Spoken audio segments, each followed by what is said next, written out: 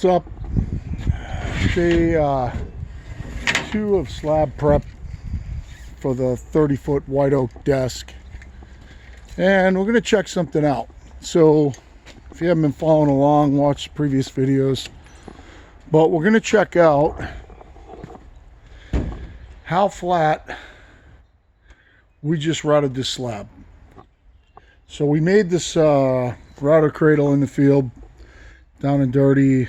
It's actually, I jointed one side and cut the other side so that the rails are parallel. They're like 9, a quick review, their rails are 9 inches. I jointed them, they're 14 feet long. Jointed them and then cut them down to 9 1/4, then to 9, so I had 2 parallel sides. And I made the stretchers, the cradle part, out of 1x6 and did the same thing, cut them down to 5 inches, so give me a 4-inch hole here, and then a couple of boards to basically shim up my slab, which was just over 2 inches, up 1.5 inches to get it closer to the top. But so this cradle, in theory, I can take it apart. It's with Timberlock headlocks. I can take it apart, I can make it wider. I could move these up if I wanted to. I could put thicker ones in here if I wanted to, thinner ones, either way.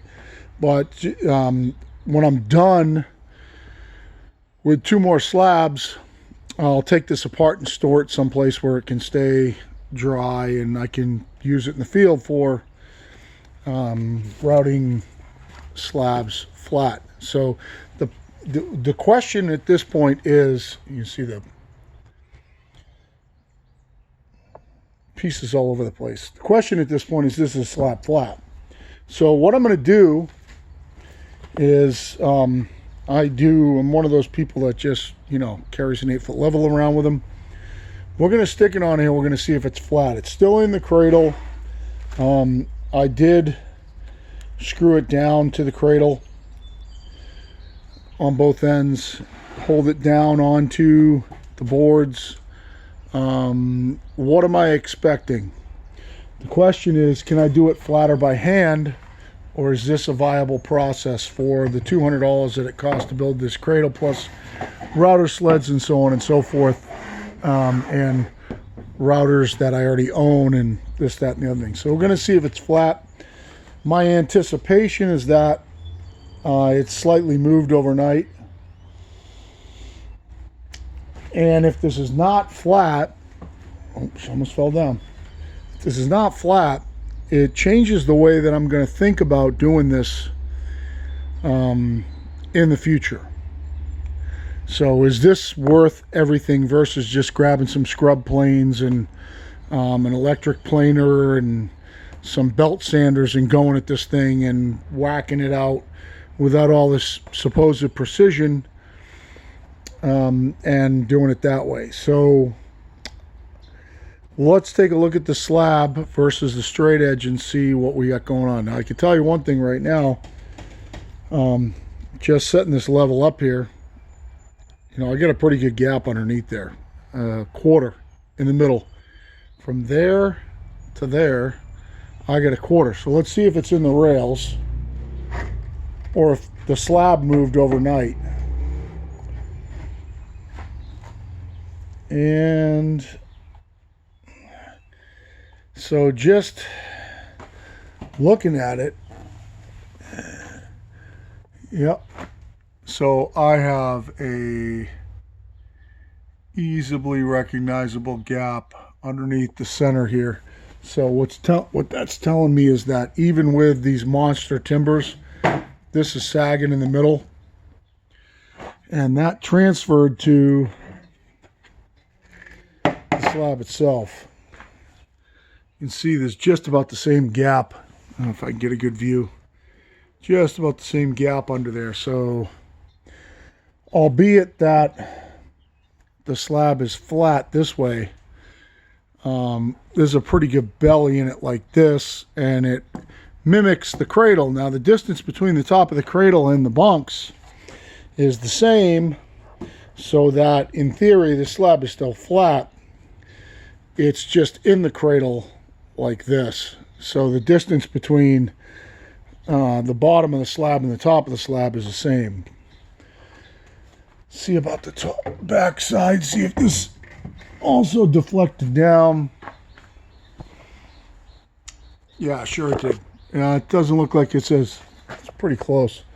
I was gonna say it doesn't look like it's as much, but it's pretty close. There's a little bit, you just get a view here. There's a little bit of a gap in the middle.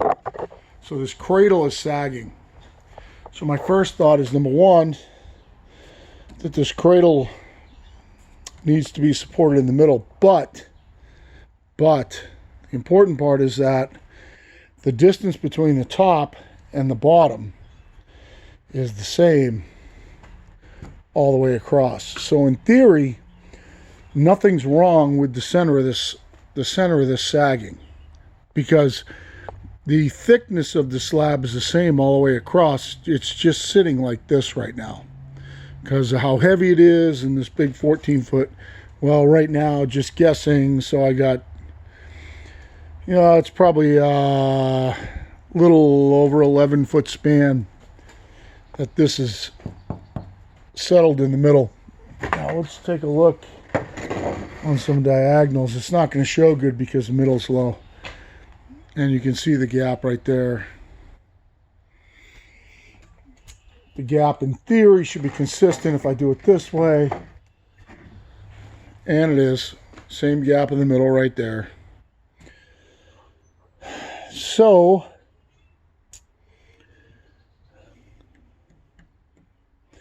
we made the slab the same, or in theory, the same thickness all the way across. We made the slab flat on the top.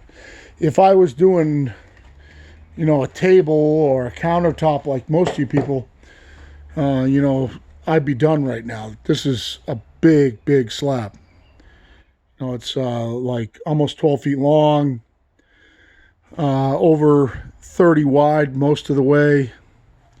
And right now it's smooth and flat on the top. So most of you people will be done right now. The bigger question is, if I go with those other two, the one that my level's sitting on is pretty wonky, just dried. I don't know if you can see the end there, the big bow in it. The other two dried fairly flat, except for that far corner on the middle one. So the question is, should I keep going this route to make them all flat and smooth? I wonder, let's see what I got for levels inside the truck. Let's see if it's flat side to side. Because, so my question is that if I do this, does it stay flat? I've got to move that slab now. I've got a 4-footer down here. So I got to move that slab now. When I move that slab and put it somewhere, even though it's bone dry, is it going to move again? So am I wasting my time? Sorry about the view. I'm sure that sucks.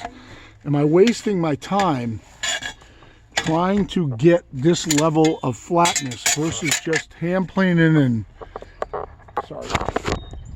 getting some belt sanders out and a random orbital sander and just basically smoothing the thing out to where it's presentable and doing it that way? Is this overkill? So let's take a look at the side to side, because I just looking right here, it looks to me like the corner up here and the corner down here, like this slab is cupped, which it shouldn't do, and it is. I don't know if you can see the light underneath the middle. Slab is cupped right now. Slab is cupped here too. Let me hold on, get you a view over here.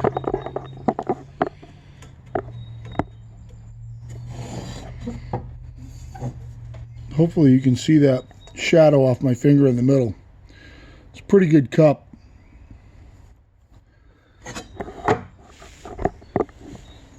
You can see the shadow on my fingers. I'm sure you can't see under the level, but you can see the shadow on my fingers Oh, you can see under the level. Good.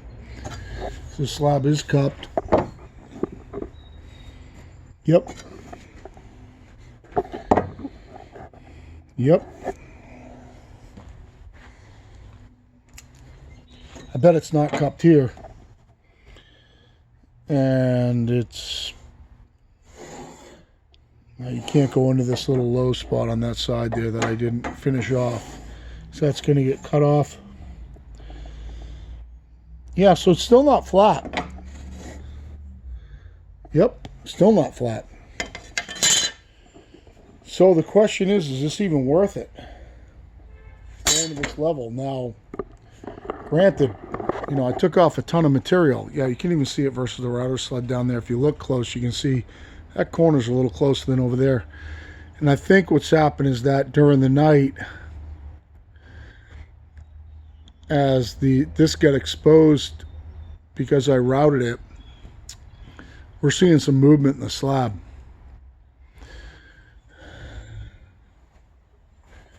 Now, I was worried about this.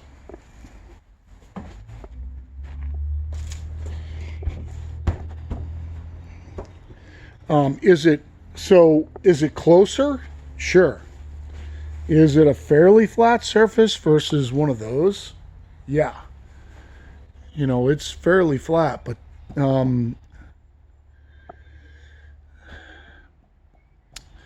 do I just want to go at them with scrub planes and everything else and just not waste all this time and money on this setup to route this thing perfectly flat and then end up with a slab that's not flat? Let's check the sled quick. So the variable could be the sled. You know, if the sled deflected, and there's nothing in the sled's flat. So let's check deflection on the sled. Can I push on this? So as the router's going across, this is the center of this flexing to make the middle lower. Not really. I mean, I'm putting some pretty good weight on it, way more weight than a router, and it's not deflecting. So this gap in the middle, it's only a little gap down here, but it's still there. I mean, you can see the shadow of my fingers through the gap. This gap in the middle is definitely just slab movement over the night. So I think the lesson that I've learned here is that I'm going to generally flatten slabs in this. Generally. And I'm not going to go crazy. I'm going to get a flat surface to take this out and put it on. I don't want to keep this exposed side flipped down probably so it's not exposed to the light and everything. And see if it will lose some moisture out of the other side and undo what it's already done. So I'm going to actually use some of those 4x6s up here. Set them up. Get them leveled so that they're fairly flat. Take this slab out of here, flip it upside down on top of those, and see if we can get it to hopefully sit fairly flat until I final cut them. Because I mean, you know, let's be honest, this slab could turn into a banana before I do my final joinery on it, and that would undo the whole process. You know, if I ended up with a corner as high as that one right there, hopefully you can see that. This corner over here is way high. You know, this slab's twisted. If I ended up with this turning into that out of the cradle, it would render this basically useless. You can see on this end right here, aside from this top corner, see if I can get my finger in here, this top corner that I decided not to finish because I think it's going to get cut off, you can see how flat it made it across. That's a pretty straight line. So overall, this slab's pretty flat. But if it doesn't stay that way, what difference does it make? You know, that changed the whole way I think about it. I mean, I'll just take these slabs, cut them to final with the 45 and final dimension, and then just go to town planing out any bumps like this little ridge right here. I know you can't see it good in the camera, but there's a pretty good ridge there. Yeah, there you can see it there. You know, I could plane this ridge out in 5 minutes and then run a random orbital sander over the whole thing and smooth it all out and end up with something that's going to look in final product as flat as that. It's the only time I would really need that is if I had something that was crazy bad. So yeah, those are my thoughts right now. I don't think right now that this is necessary. Does it help? Sure. But is it necessary? I don't think so. I think I can flatten one of those by hand, just with random orbit sanders and hand planes or an electric plane and a belt sander, and do every bit as good a job as I did here. You know, and this is a pretty heavy setup, guys. You know, you're talking about 2x10s with 1, 2, 3, 4, 5, you know, 6 2x6 stretchers across with timber locks. You know, this is a fairly rigid setup. I was hoping that this wasn't going to be this wonky when I came in and checked it today. So, gave me a great surface, but it's not flat. And those are obviously not flat, but I could fix those really, really quickly with scrub planes.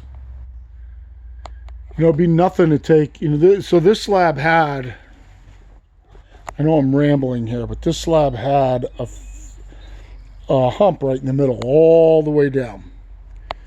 A fairly decent sized hump. I didn't need this router setup to take that out. I mean, I could take that out with scrub planes simply and not have this whole massive setup. I could tell this corner was obviously high and this corner is obviously low, but this is cut oversized, so that, you know, this is going to get cut off. But man, I tell you, I'm not sure right now. I mean, I took a lot off the slab. I don't have a, see if I can actually do right here. See how thick it is now versus one of the other ones, because these were all milled the same. But so see right there, this slab's, oh, actually take it back. Can't see right there because, so this slab is inch and, let's call it 1 3/4. Just trying to get it lined up with one hand here. Basically 1 3/4. Basically 1 3/4. So basically 1 3/4 thick. This slab, that's how much I took off that slab.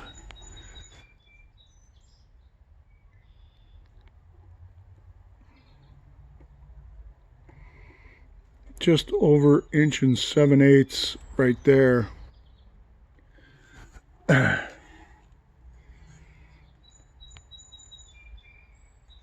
Just over 1 7/8 right there. So it's not a ton. I mean, you know, you're talking about only taking off, seemed like more, but basically 1/8. Let's go measure the other end, see what it looks like down there. I don't want to make blanket judgments here.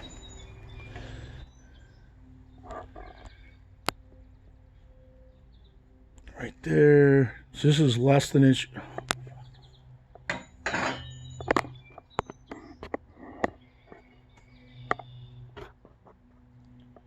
It's still shooting video. Just give me a message that my battery's getting dead. Sorry. So this is inch and 5/8 here. It's interesting the way it came out.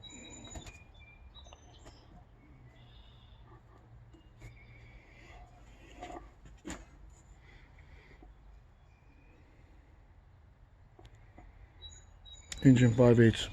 So that's a lot to take off.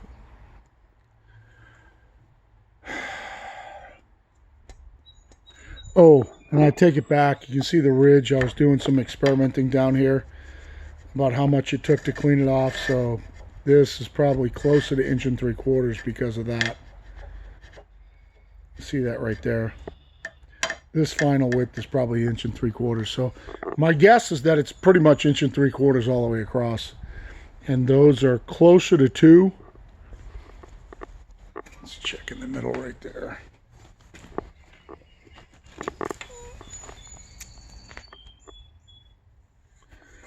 Get my fingers out of the way.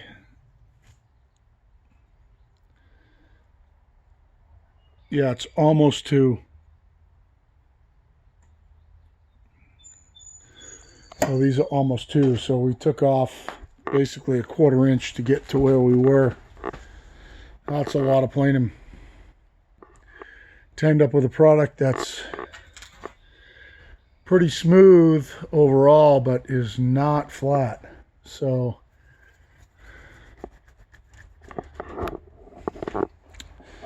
and on this particular project, because it's a desk and not a countertop, it's not sitting on cabinets, I only needed to surface the top, so all my joinery be done referenced off the top, and the top will end up flat. But it really makes me wonder whether I should spend all the time doing those other ones the same way. But, you know, you're learning as well as I am. Here we go. I mean, I've always done it by hand, and this is the first time I've done a big setup like this. And to be honest with you, I'm not sure whether it's worth it right now. So I'll keep you updated. I'll put this phone on charge, get some slabs moved around, and we'll do another one and see what happens. Thanks.